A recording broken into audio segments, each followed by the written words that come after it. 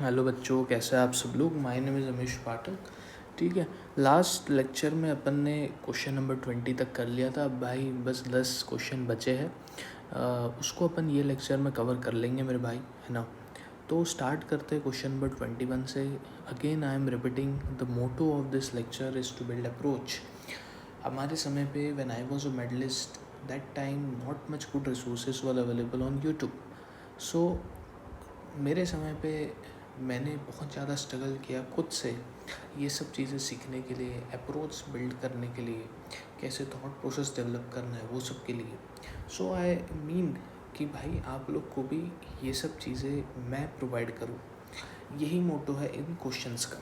ठीक है, डेफिनेटली सी बात है कि इन क्वेश्चंस में या तो कुछ टॉपिक ऐसे होंगे जो नए होंगे, या सो कुछ ऐसे टॉपिक होंगे जो आपने बहुत ईजिली देखे होंगे, या तो कुछ ऐसे टॉपिक होंगे जो शायद आपको लगता हो सर ये रह गया यार। हर चीज़ हो सकती है, but the motto is to build the thought process कि जब आप ये 15, 20, 25 मिनट के लेक्चर निकल के अगले लेक्चर की तरफ जाएंगे, या सब स्टडी के ऊपर जाएंगे, या अपने स्कूल में जाएंगे, तब आपके ऐसा फील होगा कि भाई मुझे कुछ तो क्लैरिटी मिली। उस क्लैरिटी बिल्डअप के लिए ये लेक्चर डिज़ाइन किए जा रहे हैं। As a MBBS student I am investing time on you, so it's your duty कि भाई प्लीज़ सब्सक्राइब कर लीजिए, लाइक कर लीजिए, शेयर कर लीजिए, है ना। वैसे आप लोग भाई टॉपर लोग हैं, है ना। आप लोग की पढ़ाई एकदम बढ़िया चल रही होगी। क्वेश्चन नंबर 21 से भाई अपन स्टार्ट करते हैं। क्वेश्चन नंबर 21 क्या कह रहा है कि 5 ohm resistor carry a current of 2 ampere, its potential differences.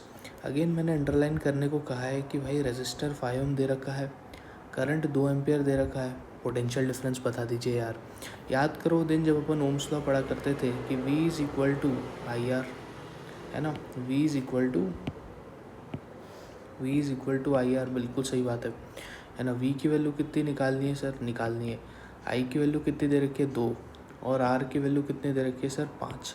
तो पोटेंशियल डिफरेंस यहाँ से कितना आ गया? 10 आ गया।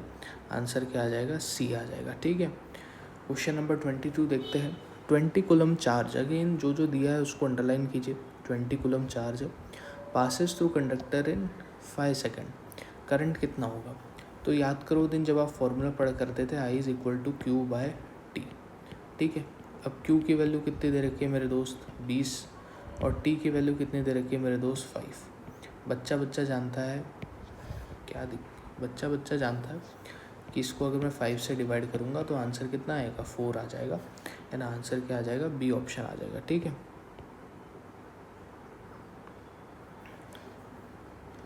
When a resistor are connected in series total resistance is, मैंने कल ही कॉन्सेप्ट बताया था सीरीज़ का एंड पैरेलल का। जो बच्चों ने कल का लेक्चर में दिखा है भाई 2x में 1.5x में देख लो, ये कॉन्सेप्ट मैंने बहुत बेहतरीन तरीके से समझा रखा है। एक बार मैं फिर से समझा रहा हूँ कि कुछ समझ में नहीं आ रहा, 2 रेजिस्टेंस ले लो, एक 6 ओम का मान लो, एक 3 ओम का मान लो। यार मैंने रैंडम मान लिया। सीरीज़ में होगा तो भाई इक्विवेलेंट रेजिस्टेंस कितना आ जाएगा? R1 + R2 यानी 6 + 3, जो कि कितना आ रहा है? 9। 9 किससे बड़ा है? इन दोनों में से बड़े भाई से भी बड़ा है भाई। 9 6 से भी बड़ा है। यानी सीरीज़ में जो टोटल रेजिस्टेंस आएगा, वो जितने भी रेजिस्टेंस रहेंगे उनमें से जो सबसे बड़ा रेजिस्टेंस रहेगा उससे भी बड़ी वैल्यू आती है। अरे आया ना? हाँ सर। तो इट इज़ सम ऑफ, अच्छा, ये तो भाई बहुत ईजी चीज़ पूछ रहा है कि रजिस्टर कनेक्टेड इन सीरीज़, तो R इक्विवेलेंट कितना होता है? तो R इक्विवेलेंट कितना होता है मेरे भाई? R1 + R2, सबको अपन जोड़ देते हैं तो सम ऑफ इंडिविजुअल रेजिस्टेंस, आंसर क्या आ जाएगा? A आ जाएगा। ठीक है, वैल्यू क्या आती है? Greater than the greatest of all the resistors available. ठीक है, fuse wire is generally made up of material. देखो भाई, फ्यूज़ का काम क्या होता है? कंसेप्ट सबको पता है। इट इज़ बेस्ड ऑन, सबसे पहला सवाल आता है कि कौन से इफेक्ट ऑफ इलेक्ट्रिक करंट के ऊपर ये बेस्ड है। ये ओलंपियाड में सवाल आता है, ऐसे फंसाते हैं। तो फ्यूज़ बेसिकली बेस्ड होता है heating effect of electric current. किसके ऊपर बेस्ड होता है? Heating effect of electric current. किसके ऊपर बेस्ड होता है? Heating effect. याद करो दिन कि भाई बल्ब जो होता था कैसे जलता था? तुम बोलते थे सर वो जो अंदर वाली होती है ना वायर, हाईली कॉइल्ड, वो ना गर्म हो जाती है जिससे लाइट एमिट होती है। हाँ सर, फ्यूज़ भी कुछ इसी तरीके का फंडा होता है कि कभी भी जब ज़्यादा करंट फ्लो हो जाती है तो क्या होता है, जब लिमिट से ज़्यादा करंट फ्लो हो जाएगी तो ये फ्यूज़ क्या हो जाता है भाई, मेल्ट हो जाता है। क्या हो जाता है, मेल्ट हो जाता है। अरे भाई ये ईज़िली मेल्ट हो जा रहा है जब ज़रूरत से ज़्यादा करंट फ्लो हो रही है। इसका मतलब क्या है, इसकी मेल्टिंग पॉइंट कम होगी, बिल्कुल सही बात है। अगर मेल्टिंग पॉइंट मैंने बहुत ज़्यादा ले ली तो क्या है, मेल्ट होगा क्या ईज़िली? तुम बोलोगे सर बिल्कुल ईज़िली मेल्ट नहीं होगा।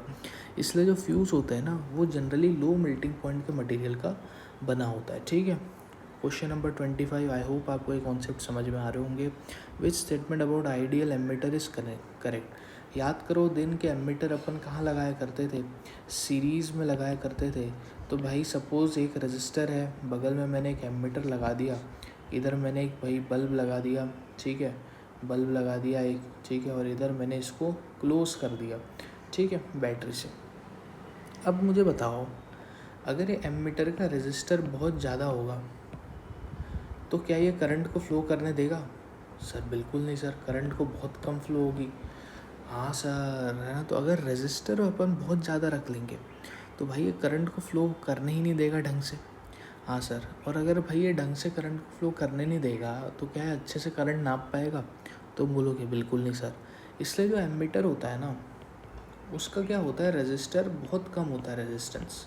क्यों? क्योंकि करंट जो है उससे ज़्यादा से ज़्यादा भाई करंट उससे आ पाए, है ना। एमीटर से ज़्यादा करंट जा पाए, इसलिए उसका जो रेजिस्टेंस होता है वो बहुत कम होता है। वहीं अगर मैं वोल्ट मीटर की बात करूँ, अब मुझे बताओ, वोल्ट मीटर का रेजिस्टेंस कम होना चाहिए कि ज़्यादा होना चाहिए? तुम बोलोगे सर अगर कम रेजिस्टेंस होगा ना सर, तो करंट दबा के फ्लो होगा वोल्ट मीटर से। अरे भाई, हम वोल्ट मीटर से करंट थोड़ी ना पास कराना चाह रहे हैं। वोल्ट मीटर का काम पोटेंशियल डिफरेंस नापना है, करंट नापना थोड़ी ना है। इसलिए जो वोल्ट मीटर होता है ना, उसका रेजिस्टेंस अपन बहुत ज़्यादा रखते हैं। क्यों सर? क्योंकि देखो बेसिकली सपोज़ दो रेजिस्टर्स है और एक वोल्ट मीटर मैंने पैरेलल में लगा रखा है, ठीक है। अब वोल्ट मीटर हम क्या चाहते हैं कि पोटेंशियल डिफरेंस हम नाप ले। तो उसके लिए बेसिकली क्या हम चाहेंगे कि करंट सिर्फ यही दोनों में जाए। अरे हाँ या ना, ये वाला एक्सप्लेनेशन आपको मिलेगा 12th स्टैंडर्ड में, ठीक है। जो मैंने बेसिक एक्सप्लेनेशन दे दिया जिससे आपको, है ना, याद आ जाएगा, वो मैंने ऑलरेडी बता दिया। ये वाला थोड़ा डेप्थफुल एक्सप्लेनेशन है जो मैं आपको बता रहा हूँ। हम क्या चाहेंगे कि इस वाले जो ब्रांच है उसमें करंट सबसे कम से कम आए। अरे हाँ या ना। अब सीरीज़ में क्या होता है, पोटेंशियल डिफरेंस तो भाई सेम होता है। तो V is equal to I R जब मैं लिखूँगा तो I की वैल्यू कितनी आ जाएगी सर, V/R आएगी, बिल्कुल सही बात है ना। और ये तो भैया सेम होता है, बिल्कुल सही बात है। इसलिए रजिस्टर अपन जितना ज़्यादा से ज़्यादा रखेंगे, अरे भाई ये इन्वर्स में खेल रहा है, आपने समझ में आ गया, करंट उतना कम से कम फ्लो होगा। अरे हाँ या ना? हाँ सर। इसलिए वोल्ट मीटर का जो रेजिस्टेंस होता है वो अपन ज़्यादा से ज़्यादा रखते हैं, सो दैट करंट कम से कम फ्लो हो। मेन उसका जो काम है वो पोटेंशियल डिफरेंस नापना है। आपके लेवल पे आपको सिर्फ ये भी पता है कि हाँ भाई एमीटर का रेजिस्टेंस बहुत कम होता है। ये याद रख लो कि एमीटर का रेजिस्टेंस बहुत कम होता है क्योंकि उसको करंट बहुत इजीली फ्लो करानी है। तो वोल्ट मीटर का उसका अपोजिट होता है, बस दैट्स इट, ठीक है। तो वेरी हाई रेजिस्टेंस अपन ने देखा, ठीक है। If the voltage across fix register is decrease, current through it is, देखो वोल्टेज को अगर मैंने क्या किया, इंक्रीज़ कर दिया, तो करंट का क्या होगा भाई? भाई एक चीज़ अपन पढ़े हैं, V is equal to I R. हाँ सर, तो I की वैल्यू कितनी आ गई, V/R आ गई, है ना। R तो भाई सेम रहेगा, रजिस्टर से अपन कोई खेला कर नहीं रहे, उसको ना कुछ बदल रहे। यानी कि क्या मैं current directly proportional to potential लिखूँ तो आप बुरा मानोगे? सर मैं बिल्कुल बुरा नहीं मान रहा, है ना। और क्या बोला जा रहा है कि अगर मैं वोल्टेज बढ़ा रहा हूँ तो क्या करंट भी बढ़ जाएगी? हाँ सर बढ़ जाएगी। दूसरा, आपने बचपन में देखा होगा कि है ना, एक आती थी 1.5 वोल्ट की बैटरी, दूसरी आती थी 9 वोल्ट वाली बैटरी और एक आती थी 12 वोल्ट वाली बैटरी, है ना। और जब आपके पास वो जो छोटी वाली एलईडी होती थी, आप 1.5 वोल्ट से जलाते थे तो हल्का सा जलती थी, 9 वोल्ट में एकदम बढ़िया जलती थी, है ना। फिर जो 12 वोल्ट में और ज़्यादा ब्राइटनेस के साथ जलती थी। अरे जैसे जैसे हम वोल्ट बढ़ाते हैं वैसे वैसे करंट बढ़ता है, और जैसे जैसे करंट बढ़ता है वैसे वैसे ब्राइटनेस बढ़ती थी। ये एक्सपेरिमेंट बचपन में सबने करके देखा होगा कभी ना कभी, है ना, या मोटर चला के आपने देखा होगा। तो ये बेसिकली वही चीज़ पूछा जा रहा है कि भाई वोल्टेज अगर अपन बढ़ा रहे हैं तो क्या होगा। बल्ब भी तो एक तरीके का रेजिस्टेंस ही था, बिल्कुल सही बात है। तो करंट क्या होगा भैया, बढ़ जाएगा, बिल्कुल सही बात है।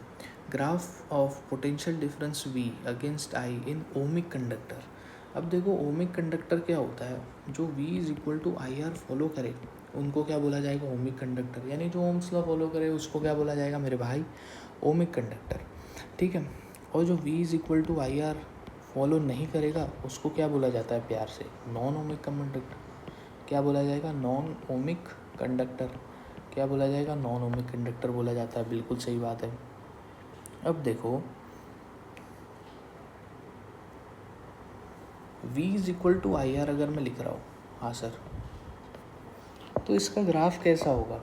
तो याद करो वो दिन जब अपन पढ़ा करते थे स्ट्रेट लाइन ग्राफ्स मैथमेटिक्स के अंदर, जो V is equal to I R होता है ना, बेसिकली V और I का इन्होंने ग्राफ दे रखा है, वो कितना होगा। अगर मैं V को लिखूँ y एक्सिस में और R को लिखूँ अगर मैं, अच्छा V अगेंस्ट I लिखा है, I को लिखूँ मैं x एक्सिस में, और R क्या हो गया भाई, कोई कांस्टेंट हो गया m, तो y की वैल्यू कितनी आ गई, m टाइम्स x आ गई, बिल्कुल सही बात है। बचपन में अपन ने पढ़ा था कि इस टाइप के जो ग्राफ होते हैं ना, वो कैसे होता है भाई, स्ट्रेट लाइन ग्राफ होता है इस तरीके से, V और R के, बिल्कुल सही बात है। V और R के, V और I भी लिख सकते हैं यार, है ना, R कांस्टेंट होता है, V और I के।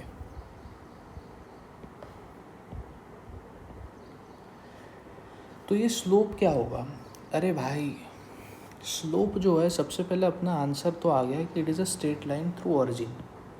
अब कल के दिन पूछा जाएगा कि sir V I graph straight line है, तो आपको समझ में आ गया यार ये ओमिक कंडक्टर है, ओम्स लॉ लगेगा।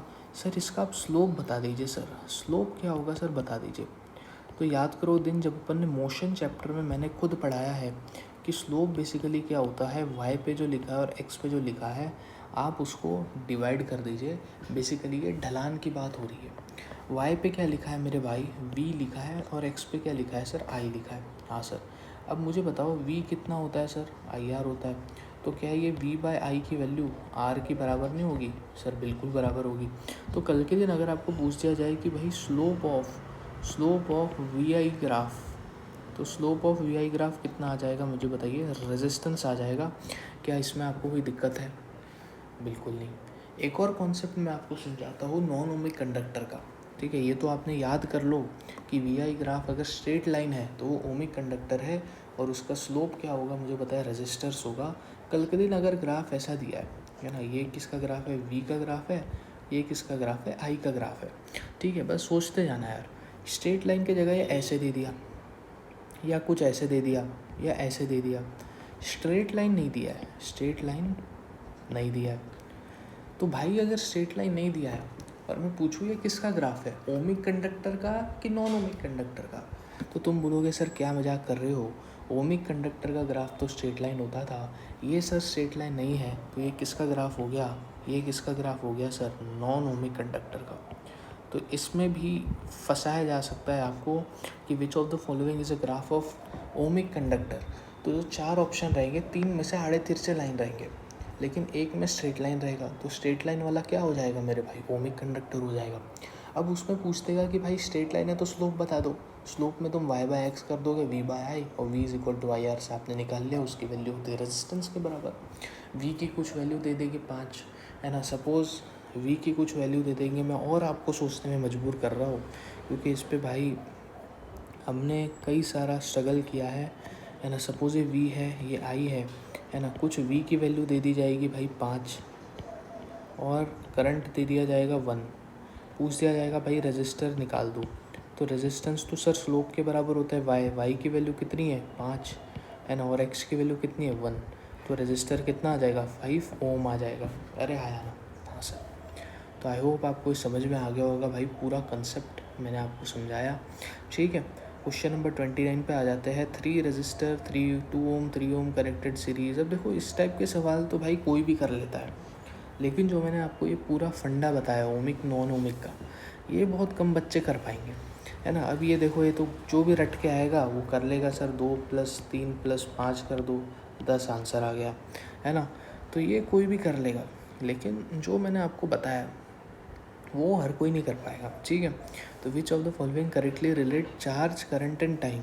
तो अभी मैंने पढ़ा कि भाई I = क्या होता है, Q/T हो जाता है ना। तो आंसर क्या आ जाएगा, B आ जाएगा, है ना। तो आई होप आपको ये समझ में आ गया होगा, है ना। हाई प्रायोरिटी रीजन पॉइंट्स भी भाई मैंने लिख लिए हैं। ओम्स लॉ पता है अपने को, करंट चार्ज रिलेशन अपन ने पढ़ लिया, रेजिस्टेंस फैक्टर्स अपन ने पढ़ लिया, सीरीज पैरेलल पढ़ लिया, एमीटर एंड वोल्ट मीटर मैंने भाई इतना डेप्थ में समझाया, आपको मज़ा आ गया।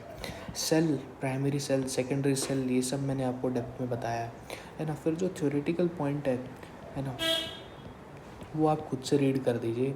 जो टफ़ टॉपिक्स है आप मुझे बताइए, उसके ऊपर आपको लेक्चर मिल जाएगा, ठीक है। Thank you so much.